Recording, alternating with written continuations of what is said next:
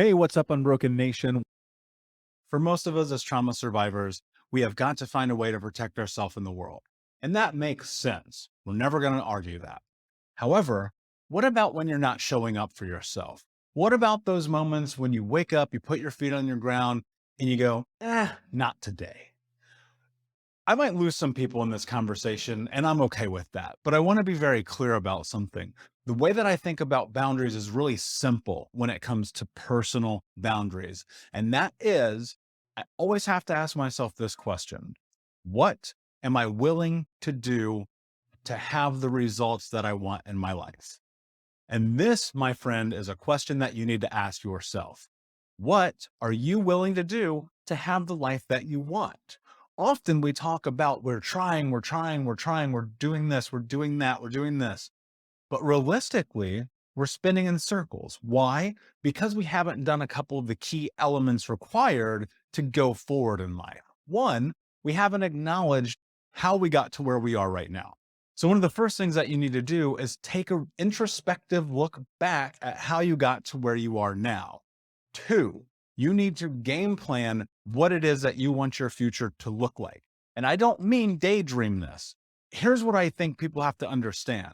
These grandiose daydreams do not have to be that. They can be true. They can be reality. I often say that the person sitting here in front of you, this Michael, this is a caricature of the idea of the Michael that I wanted to be. And so I built that.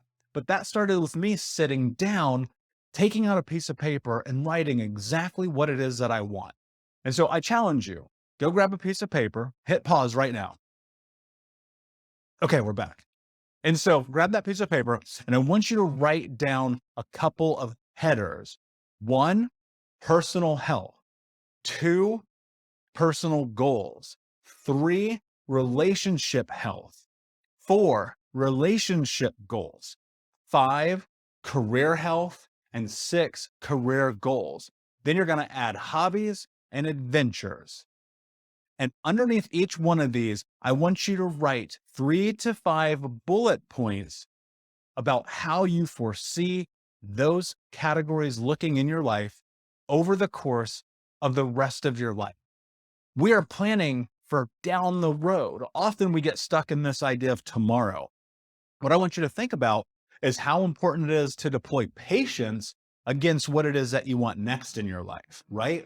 And so now we're going to take these concepts that have been sitting in our head for a really long time, and we're going to write them down.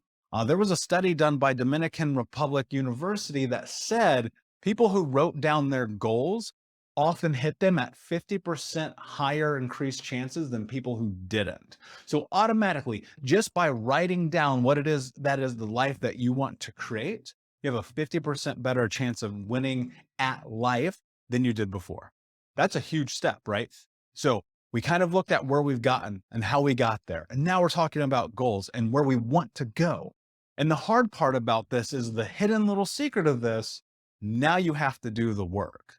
And so you might be asking yourself, well, what does boundaries have to do with doing the work? What do personal boundaries have to do with any of these things? I'm going to keep it really simple for you.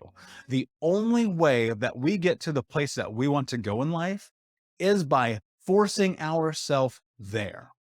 Often we want to blame the world for things that happen in our life, both good and bad, right? We want to go, oh, this happened because of X, not recognizing that we have this amazing amount of control to create the future that we want, right? And so personal boundary comes into play here because what we are going to do is we are going to build out our life based on the goals that we want to have.